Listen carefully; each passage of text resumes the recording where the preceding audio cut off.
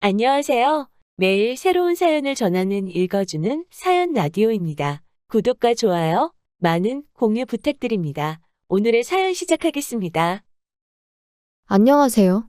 짧은 결혼 생활을 뒤로하고 헤어짐을 선택한 30대 여성입니다. 그리고 다 끝난 마당에 무슨 미련이 남아서 이렇게 글을 쓰냐는 사람도 있겠지만 마지막으로 후련하게 내뱉고 싶어서 그러니 이해해 주셨으면 좋겠네요. 일단 저는 소위 사람들이 말하는 엘리트 코스를 밟아왔어요. 중학교 때부터 전교 1등을 놓친 적이 없었고 선생님들의 적극적인 지지와 권유에 힘입어 특목고에 진학했지요. 하지만 제가 고등학교 2학년이 되던 무렵 부모님이 하시던 사업이 점점 어려워졌고 결국 2학년 말에는 쫓겨나듯 살던 집을 떠나야만 했네요. 그리고 저는 그런 상황의 대학은 사치라고 생각했어요. 대학이 문제가 아니라 빨리 돈을 벌어야겠다 싶었죠. 하지만 특목고라는 분위기도 그렇고 제가 원래 공부하는 걸 좋아하다 보니 학업을 포기한다는 게 쉬운 일이 아니더라고요. 그런데 그때 저희 큰아버지께서 손을 내밀어 주셨어요. 큰아버지께서 일단은 대학 문턱은 넘고 그 후에 고민을 해도 하라며 제게 용기를 주셨거든요. 게다가 결국 제가 S대에 합격한 걸 아시고는 첫 학기 학비를 내주셨지요. 지금 생각해보면 큰어머니한테도 감사한 마음이에요. 두 분도 저희 아버지한테 빌려주신 돈도 있으셨으니 솔직히 내키는 일이 아니셨을 텐데 말이죠. 아무튼 그렇게 대학에 갔고 이후로는 장학금과 아르바이트로 학비를 충당했습니다. 돈 때문에 휴학도 몇 번이나 해야 했고요. 제가 그런 고생을 하는 동안 저희 부모님이라고 손 놓고 가만히 계셨던 것은 아니에요. 다만 두 분이 10여 년의 난임 끝에 저를 가지셨다 보니 제 주변 친구들의 부모님들보다 연세가 많으셨어요. 게다가 망해가는 사업을 어떻게든 살려보려고 두 분 다 백방으로 뛰어다니시며 마음고생 몸고생 하셨다 보니 건강도 많이 나빠지신 상황이었죠. 그래서 의지가 있으셨어도 하실 수 있는 일이 많이 없으셨어요. 쓰다 보니 제 신세 한탄같이 들리는데 아무튼 나름대로 힘든 세월을 보냈습니다. 그래서 저는 남들과는 조금 다른 인생의 목표를 갖게 되었죠. 연애니 결혼이니 그런 건 모르겠고 그저 두 분이 마음 편히 계실 집 하나만 장만해드리자고요. 한편 우여곡절 끝에 대학을 졸업하고 학교에 지원을 받아 저는 작은 사업을 시작할 수 있었습니다. 그리고 이후로 한동안 제 생활은 오로지 일밖에 없었어요. 눈 뜨면 일하고 눈 감으면 자고 돈을 버는 건 오로지 모으기 위함이었고 돈을 쓰는 일이 있다면 그건 부모님에게 필요해서였지요. 하긴 돈을 모으는 이유도 오로지 부모님에게 집 한 채 해드리고 혹시나 두 분이 병원에 가시게라도 된다면 목돈이 들 테니 그걸 대비하기 위함이었네요. 아무튼 회사에서는 대표님 소리를 들었지만 솔직히 직원들이 보기에도 왜 저렇게 궁상맞게 사나 싶었을 겁니다. 가끔이지만 저도 거울 속 초라한 제 모습에 혀를 내두를 지경이었으니까요. 하지만 그래도 어쩔 수 없었어요. 부모님 사업이 망하고 나서 월세를 전전하는 동안 이런저런 서름이 컸다 보니 집도 없는데 다른 거 구색 맞춰놓고 사는 게 무슨 의미가 있나 싶었거든요. 아무튼 그렇게 살기를 10년. 어느새 사업은 자리를 잡았고 부모님한테 아파트 한 채 사드릴 정도의 돈은 모았을 무렵 남편을 알게 되었습니다. 남편은 제 회사랑 거래하는 업체의 직원이었어요. 헤어진 마당에 어떻게 만났는지 그걸 곱씹어 뭘 하겠냐마는 거래했던 건이 결과가 잘 나와서 다 같이 회식을 한번 하게 됐는데 남편이 말하길 그때 저한테 반했다고 하더라고요. 대표라는 그런 타이틀하고는 상관없이 조용하고 소탈한 모습이 마음에 들었다나요? 아무튼 이후로 남편이 정말 적극적으로 대시를 해왔어요. 그리고 저는 그런 일은 처음 겪어봤던지라 그런 남편이 당황스럽기도 하고 부담스러웠지요. 하지만 한편으론 이런 게 사랑받는다는 건가? 내가 얼마나 좋으면 저럴까 싶은 게. 그래서 결국 2달 만에 저는 마음의 문을 열었습니다. 연애를 시작하던 당시 저는 제 나름대로 많은 것을 오픈했어요. 제 학벌이라던가 가정환경이라던가. 참고로 연애 초반부터 나름 민감할 수도 있는 이야기들을 오픈한 이유는 비록 저희가 결혼을 전제로 연애를 시작한 것은 아니었지만 남편이나 저나 나이가 있다 보니 잘 지내다 보면 결혼 이야기가 나올 수도 있겠다 싶대요. 그런데 그때 가서 실은 나는 우리 부모님한테 집도 사드리고 앞으로 생활비도 대드리고 해야 한다 하면 솔직히 어떤 남자가 좋다 하겠어요. 제가 비록 연애에는 쑥맥이었지만 그래도 세상 돌아가는 걸 아예 모르지는 않았거든요. 그래서 처음부터 미리 말한 거예요. 그런데 남편의 반응은 의외로 덤덤했습니다. 제가 버는 돈인데 그걸로 뭘 어떻게 하든 자기는 뭐라 할 자격도 권리도 없다면서 말이죠. 그리고 그런 남편의 반응이 조금은 충격적이면서도 한편으론 뭐랄까 고맙더라고요. 그런데 여기까지만 들으시면 제가 되게 좋은 남자를 만났다 생각하실 수도 있는데 꼭 그런 것만은 아니었어요. 사실 남편과 저는 소위 사람들이 따지는 조건에 있어서는 차이가 제법 있었거든요. 남편은 고졸이었고 직장은 계약직이었으니까요. 그리고 만약 누군가 저에게 처음부터 이 조건을 다 알았어도 만났겠냐 하면 제 대답은 잘 모르겠다예요. 속물처럼 들리겠지만 연애니 결혼이니 관심은 없었어도 사람이 원래 자기보다 잘난 사람하고 만나고 싶지 못난 사람하고 만나고 싶지는 않잖아요? 저도 그랬고요. 그래서 남편이 프로포즈를 해왔을 때 솔직히 한 번에 바로 긍정적인 답을 주진 못했습니다. 그런데 남편이 그러더라고요. 결혼하고 난 이후로도 지금처럼 친정에 생활비를 대드려도 좋고 집도 사드려도 좋고 제가 번 돈으로 뭘 어떻게 하든 자기는 간섭하지 않겠다고요. 그리고 나중에 혹시나 저희 부모님 건강이 더 나빠지시면 가까이 이사를 가도 좋다며. 그리고 그런 이야기까지 듣고 나니 비록 다른 조건들이 제 성에 차지는 않았지만 저한테만큼은 충분히 좋은 남자다 싶대요. 그래서 결국 부부의 영까지 맺기로 한 거지요. 그런데 막상 결혼식을 올리고 나니까 다른 사람도 아니고 시부모님 특히나 어머님이 그렇게 제가 친정에 하는 걸로 눈치를 주시더군요. 하루는 저에게 따로 할 말이 있다며 연락도 없이 저희 회사로 찾아오셔서는 바쁘니? 얘기 좀 할까 해서 왔다. 어머님 하실 말씀이 있으시면 미리 연락을 주시지 그러셨어요. 직원들 보는 눈도 있는데. 아니 내가 뭐 못 올 때라도 왔다니? 그리고 네가 대표라면서 직원들이 무슨 상관이야? 그런 건 아닌데 아무튼 무슨 일 때문에 오셨어요? 엊그제 진호랑 얘기를 하다 보니까 너 뭐 친정 부모님한테 매달 생활비를 드린다며? 난 처음에 내가 뭘 잘못 들었는 줄 알고 깜짝 놀랐다. 그게 진짜니? 네, 맞아요. 드리고 있어요. 아니 그런 게 어딨냐? 니네 부모님은 뭐 연금 같은 것도 안 나오니? 그런 거랑 별개로 제가 챙겨드려야 해서요. 황당하다 정말이지. 아니 너는 결혼한 여자야. 결혼한 여자. 무슨 말인지 알아듣니? 결혼한 여자라는 건 결혼을 했으면 네 가정에 충실해야지. 그거 언제까지 친정을 보고 살 거냐 이 소리야. 알아들어? 결혼 전에 진호 씨랑 다 이야기가 되었던 부분인데 어머님이 갑자기 이렇게 나오시니 좀 당황스럽네요. 저희 부모님은 제 도움이 필요하시고 저는 끝까지 책임질 거예요.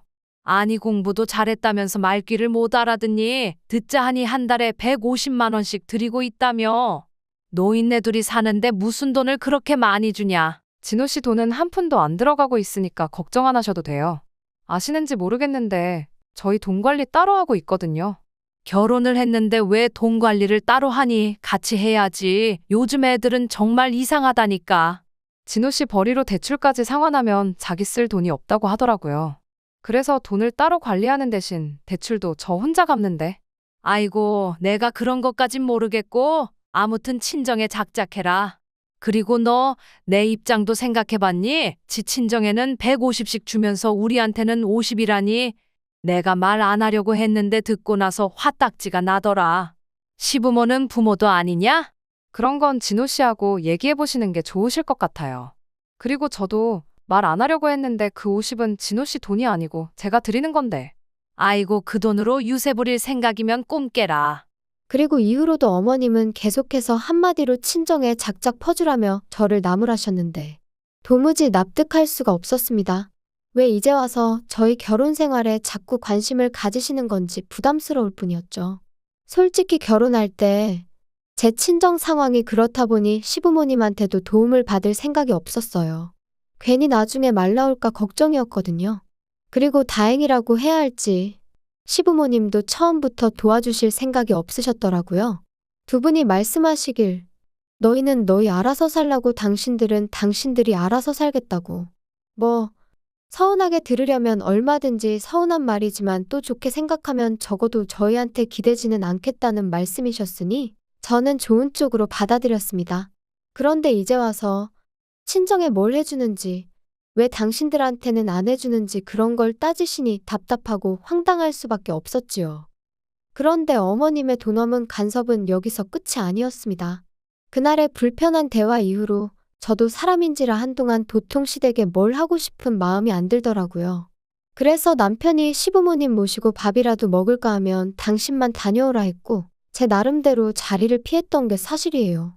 그도 그럴 것이 만나면 또 친정부모님 이야기가 나올 것 같았고 거기다 대고 제가 왜 해명 아닌 해명을 해야 하는지 상황을 가정하는 것만으로도 너무 스트레스였어요. 그리고 그렇게 한 세 달 정도 지났을 무렵 저는 저대로 제 나름의 수건 사업이던 친정부모님의 아파트를 장만했습니다. 구축이었고 대출도 끼어 있었지만 어차피 제 명의로 된 제 재산이었기에 여러 가지로 걱정보단 기쁨이 컸어요. 그런데 남편은 말하기로는 자기는 그저 제가 너무 멋지고 자랑스러워서 그랬다곤 하지만 아무튼 남편이 이 이야기를 시부모님한테 한 거죠. 그리고 이 이야기를 듣고 시부모님 특히나 어머님께선 어떻게 이럴 수가 있냐면서 크게 노여워하셨던 모양입니다. 남편이 저를 보자마자 자기가 미안하게 됐다며 사과부터 할 정도였으니까요. 상황을 알게 된 저는 당황스럽기도 하고 한편으론 어머님의 그 노여움이 언제 폭탄처럼 터질지 알 수가 없었으니 말 그대로 안절부절이었어요. 또 이러다 저번처럼 회사로 찾아오시면 어쩌나 그 걱정도 되었고요. 그리고 아니나 다를까 어머님은 또다시 연락도 없이 막무가내로 저희 회사로 찾아오셨습니다. 하지만 다행히 창립기념일이라 저만 사무실에 나와 있었거든요. 그래서 시쳇말로 개망신은 피할 수 있었죠. 아무튼 그렇게 찾아오신 어머님께선 저더러 제정신이냐 하시며 소리를 지르기 시작하셨습니다. 내가 분명히 지난번에 알아듣게끔 잘 이야기를 했다고 생각했는데 너 어떻게 그럴 수가 있냐? 니네 부모한테 뭐 아파트를 사줘? 네, 맞아요. 사드렸어요. 그런데 저 솔직히 어머님이 왜 이렇게 화를 내시는 건지 모르겠어요. 이것도 다 결혼 전에 진호 씨랑 얘기가. 시끄러워. 걔가 뭘 안다고 자꾸 걔 핑계를 대니 너는. 설령 내 아들이 물러터져서 그러라고 했다 치자. 그래도 너 내가 분명히 말했지. 너는 결혼한 여자라고. 친정에 자꾸 퍼나르지 말라고 내가 말했어 안 했어? 그런데도 집을 사줬다는 건 한마디로 시애미 말을 개무시했다는 거지. 어머님 정말 왜 이렇게 화를 내시는 거예요? 제가 돈 벌어서 제 부모님한테 효도한 건데 그게 그렇게 문제인가요? 제가 그렇다고 진호 씨 돈을 가져다 쓴 것도 아닌데.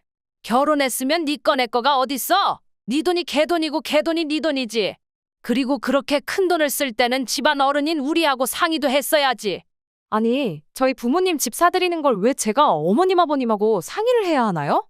그러면 너는 앞으로도 집안 대소사를 나랑 상의를 안 하겠다는 거니? 다 네 마음대로 하겠다는 거야? 그래? 어머님 그런 뜻이 아니잖아요. 너 네 부모 사줬다는 아파트 명의는 그럼 누구 명의로 했냐? 제 명의로 했죠. 제가 샀으니까. 그럼 뭐야? 내 아들하고 사는 집도 네 명에, 네 부모 사준 집도 네 명의? 죄다 네 거야? 우리 아들 거는 하나도 없고? 아니, 진호 씨가 대출을 못 갚는다는데 가치도 못 갚겠다는데 진호 씨 명의로 어떻게 해줘요?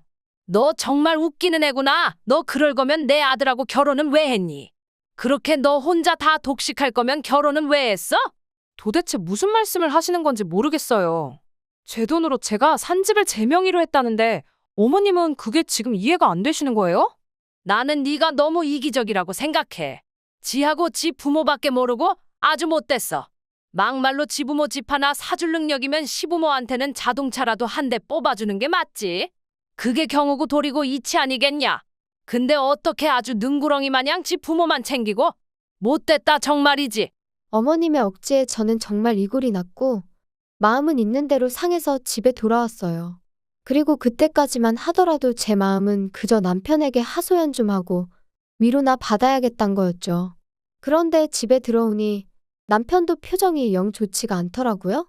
평소라면 밖에서 안 좋은 일이 있어도 집에서는 티를 내지 않는 사람인데 말이에요. 그래서 제가 무슨 일이라도 있었어? 표정이 너무 안 좋네. 그냥 뭐 그나저나 오늘 어머니하고 만났다며 아파트 얘기로 곤란했겠네. 곤란하다기보다 그냥 좀 불편하더라. 어머님이 내가 친정에 이렇게 저렇게 하는 게 엄청 싫으신가 봐. 그거 좋아할 시어머니가 어디 있겠어. 어쩔 수 없지. 그리고 솔직히 서운할 만하시지. 양가 다 잘해드리면 모르겠는데 워낙 장인 장모님만 덕을 보고 계시잖아. 그게 무슨 뜻이야? 내가 친정에만 잘한다는 거야? 그렇게 얘기하면 내가 섭섭하지. 자꾸 내가 친정 부모님한테 해드리는 거랑 비교를 하지 말고 객관적인 것만 봐봐. 내가 매달 시부모님한테 50만 원씩 드리고 있지. 게다가 우리 지금 살고 있는 이 집, 4명이란 이유로 대출 나 혼자 다 갚고 있잖아. 따지고 보면 그럼 자기는 돈 10,000원 안 쓰고 여기 살고 있는 건데 그러면 당신 표현대로 시부모님도 당신도 내 덕을 보고 있는 거겠네? 사이즈가 다르다는 거지, 사이즈가. 공평하지가 않으니까 어머니가 서운하시다는 거잖아. 아니, 어떻게 다 똑같이 할 수가 있겠어. 따지고 보면 우리 부모님이야 나를 낳아주시고 키워주신 분들이니 내가 잘해드리는 게 당연한 거지만 어머님 아버님은 당신을 낳고 키워주셨으니 당신이 잘해야지. 나한테 서운하실 일이 아니지. 넌 무슨 말을 또 그렇게 하냐? 정 떨어지게. 아무튼 우리 어머니가 너무 서운해하시니까 이참에 차 한 대 뽑아드려. 너도 알지? 우리 부모님 차 10년도 더 된 거. 저기요, 그건 저도 마찬가지거든요. 그리고 차를 뽑아드리고 싶으면 자기가 뽑아드리던가. 왜 나한테 그래? 왜 이렇게 말이 안 통하냐? 너가 장인 장모님만 챙겨서 우리 부모님이 화가 나신 거니까 너가 우리 부모님한테도 신경 쓰는 태도를 보여야 된다니까. 내가 문제가 아니고 네가 문제라고. 웃기고 있네. 내가 우리 부모님을 챙기는 거고 당신이 당신 부모님을 챙기는 거야. 어머님이 서운해하시는 건 욕심이 과하신 거고. 너무 충격이었어요. 남편이 그렇게 생각을 하고 있을 거라곤 상상도 못했고, 게다가 차를 뽑아드리자는 그 황당한 말은 뭔지 어이가 없었다고 해야 할까요? 그래도 그땐 오죽 답답하면 그런 헛소리를 다 했을까 생각하며 어떻게든 남편을 이해해 보려고 했어요. 그런데 서로 정말 필요한 말만 하고 지낸 지 일주일이나 지났을까 남편이 시부모님을 뵈러 가자, 아주 단판을 지으러 가자 그러더라고요. 그래서 저는 속으로 남편이 드디어 정신을 차렸구나. 제대로 내 입장을 대변해 주려나 보다 싶었습니다. 하지만 시댁에 도착하기가 무섭게 그 어느 때보다 밝은 표정으로 서로를 반기는 세 사람의 얼굴을 보니까 직감적으로 남편이 저를 위해 온 게 아니다 싶대요. 그래, 둘이서 얘기는 잘했다며? 아버지랑 나는 결정 다 했어. 내일 계약하러 가면 돼. 결정 다 하셨어요? 잘하셨네. 자기도 이리 와서 봐봐. 도대체 무슨 이야기를 하는 거야? 이게 뭐야? 자동차? 내가 저번에 바꿔드리자 했잖아. 나는 안 된다고 했고. 여기까지 와서 또 이럴 거야? 진짜 고집 좀 그만 부려. 나는 장인 장모님한테 잘하는데 넌 진짜 왜 이렇게 삐딱선을 타냐? 당신이 우리 엄마 아빠한테 잘했다고? 뭘 그렇게 했는데? 이따금씩 가면 거실에 앉아서 TV 보고 주는 음식이나 먹다 오는 게 전부면서 뭘 그렇게 잘했어? 그렇다고 뭐 단돈 10만 원이라도 들여보기랬어. 뭐랬어? 돈이 전부가 아니잖아. 다른 것도 안 했고 돈도 안 했다는 게 문제지. 그리고 어머님, 저 차 안 사드려요. 저는 그럴 능력도 없고요. 그럴 생각도 없어요. 진호 씨가 뭘 단단히 착각을 했나 봐요. 그럼 여긴 뭐 하러 왔냐? 사람 염장 지르러 온 거야 뭐야? 그리고 너 그렇게 네 친정만 싸고 돌 거면 뭐 하러 내 아들하고 사냐? 그냥 가서 네 부모나 끌어안고 살지? 너 진짜 나 같은 남자가 흔한 줄 알아? 내가 너 장인 장모님한테 생활비를 못 드리게 했어 어쨌어? 근데 그런 건 다 네 하고 싶은 대로 하고 장인 장모님한테 하는 만큼 우리 부모님한테도 해드리자니까 그건 싫다는 거 너무 이기적인 거 아니야? 뭐든지 정도가 있는 거지. 그리고 당신 말대로면 내가 내 친정을 내 돈으로 도와준다는데 그러려면 시댁에도 내 돈을 써야 된다는 거잖아. 내가 왜 그래야 되는데? 너 저번에 내가 말한 거 못 알아들어 처먹었냐? 너는 결혼한 여자라고? 네 재산이 우리 아들 재산이라고. 그러니까 우리 아들 허락이 필요하지. 내 허락도 필요하고. 제정신이세요? 그럴 거면 제가 차라리 어머님 아들하고 안 살면 되겠네요. 안 살면 허락이고 나발이고 필요 없잖아요? 안 산다는 게 무슨 소리야? 그럼 뭐 이혼이라도 한다고? 이혼은 무슨 이혼이에요. 애시당초 남남인데. 그건 또 무슨 소리야? 니들이 왜 남남이야? 당신이 말해봐. 왜 우리가 남남인지. 아니, 그게 지금 이 여자 앞으로 대출이 얼마나 많은지 아세요? 근데 혼인신고라도 했다가 얘가 대출을 못 갚는다고 하면 그거 다 나한테 넘어올까 봐. 야, 이 멍청아. 그러면 제 앞으로 된 아파트 팔아서 갚으면 되는 거지. 그게 무서워서 혼인신고를 여태껏 안 했다는 게 말이 되냐? 남은 대화는 두 분이서 알아서 하시고요. 상관없는 남인 저는 이만 가볼게요. 그리고 당신 짐은 내가 현관밖에 꺼내놓을 테니 알아서 챙겨가. 그리고 이후의 일은 아주 어이가 없었습니다. 제가 집에 들어오고 얼마 안 돼서 남편이 들어오려고 했는데 이미 제가 현관 비밀번호를 바꿔버려서 들어오질 못했거든요. 그러니까 문 앞에서 자기가 잘못했다면서 얼굴 보고 얘기 좀 하자 어쩌자. 하지만 그러던지 말던지 저도 안 열어주고 버텼죠. 막말로 시끄럽게 굴어서 앞집에서 신고라도 하면 그럼 경찰이 와줄 테니 오히려 땡큐겠다는 생각이 들기도 했으니까요. 그런데 그럴 깜냥도 없던 남자였어요. 몇 번 두드리고 사정하다 안 되니까 너무한다면서 문자 하나 남겨놓고 자리를 떠났거든요. 그리고 그런 모습을 보니 그나마 좀 남아있던 오만정이 싹 사라지는 기분이 돼요. 아무튼 그래도 한두 달 가까이 남편은 전화와 문자로 저에게 용서를 구하긴 했지만 결론은 헤어졌습니다. 애시당초 저랑 제 부모님을 있는 그대로 인정하고 받아준다는 점에서 남편과의 결혼을 결심했던 건데 그 전제가 틀어진 이상 남편과 살 이유가 없었으니까요. 그리고 지금은 뭐 하나 아쉬운 거 없이 잘 지내고 있어요. 남편과의 일과는 별개로 제 사업은 여전히 잘 되어가고 있고 꺼릴 것 없이 친정부모님을 챙겨드릴 수 있어서 좋네요. 뭐 누군가는 저더러 그래도 언제까지 부모 뒤치다꺼리만 할 거냐. 네 인생을 살아야지 하는데 누가 그렇게 산다고 하던가요? 저는 그저 제 나름의 도리를 했을 뿐이고 이제 집도 해드렸으니 새로운 목표를 세워서 제 행복을 위해 다시 한번 열심히 달릴 겁니다. 긴 이야기 들어주셔서 감사합니다. 오늘의 사연은 여기까지입니다. 구독과 좋아요, 알람 설정해주시면 앞으로 더 좋은 사연으로 찾아오겠습니다. 감사합니다.